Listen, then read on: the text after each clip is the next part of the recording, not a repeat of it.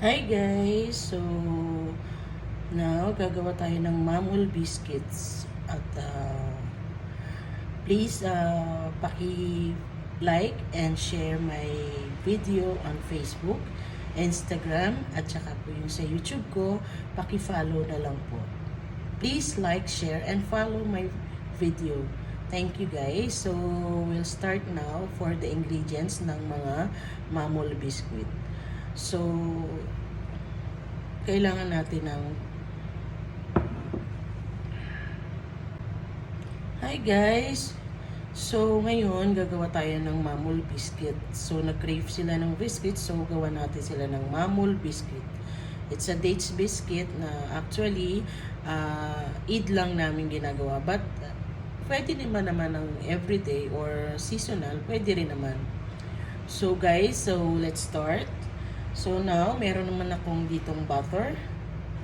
First, lalagay natin is yung butter.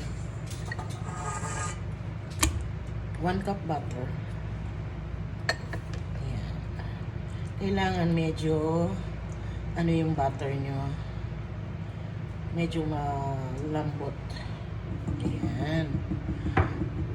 Tapos, lagay natin yung powdered sugar. 1 cup din na powdered sugar.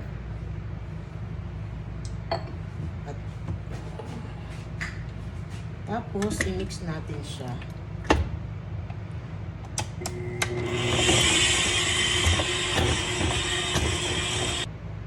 So guys, pag ganyan na siya, pwede na natin ilagay yung 4 eggs.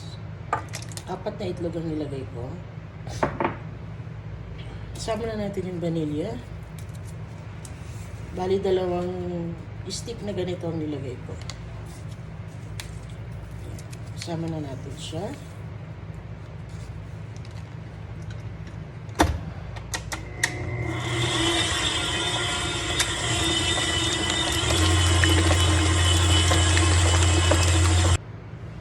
So guys, ayan na siya. Ganyan yung consistent niya. Ayan. Dapat ganyan siya. So, unti-unti natin ngayong ilagay yung 2 cups of white flour at 1 cup of whole wheat flour. Kasi gusto nila whole wheat din. So, pwede na natin ilagay itong 1 cup na whole wheat. So, mix natin siya.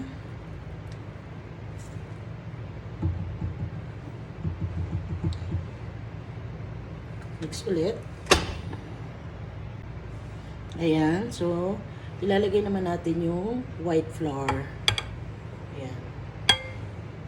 So, nilagay ko lahat yung 2 cups of flour. So, lahat, bali 3 cups of flour, 1 cup of 1 cup of wheat flour, at saka 2 cups of white flour. So, mix natin ulit siya. So, guys, ayan na yung dough ng ating mamul. So, dapat, guys, ganyan ang madali siyang ibilog.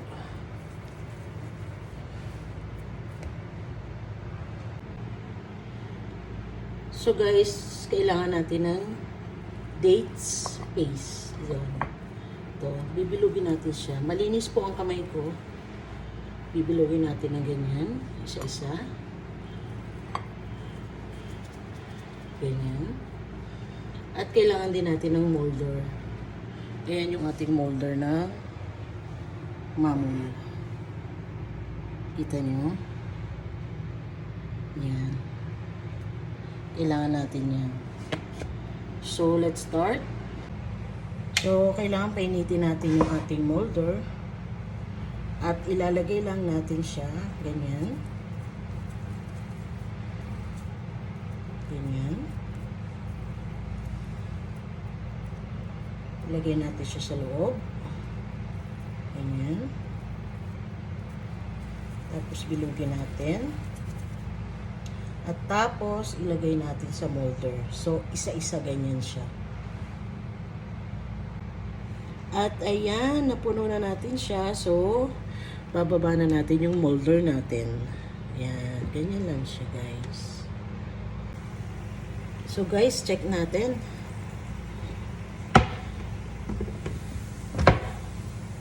Ayan siya. Ayan. Ayan ang ating mamul.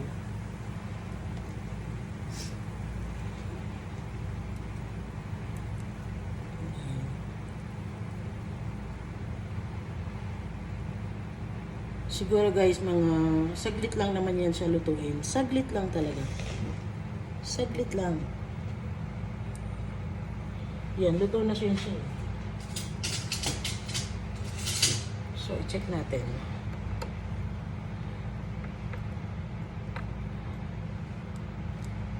Ayan.